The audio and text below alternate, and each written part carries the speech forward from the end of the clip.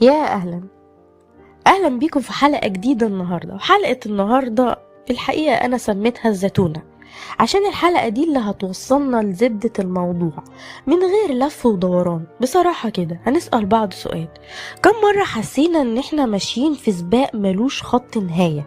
بنصحى بدري وننام متأخر وبننجز وبنعمل شغل كتير وبنحقق أهداف، بس في آخر اليوم الإحساس اللي جوانا هو إحساس إننا ثابتين لسه في مكاننا، أو يمكن الأسوأ كمان إننا مقصرين.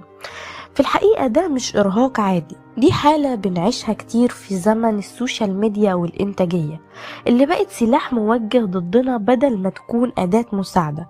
احنا النهاردة هنتكلم في مشكلة حقيقية، اللي هي ليه بنحس إننا مطحونين طول الوقت، وإزاي بنقع في فخ المثالية اللي بيخلي أي إنجاز نقص.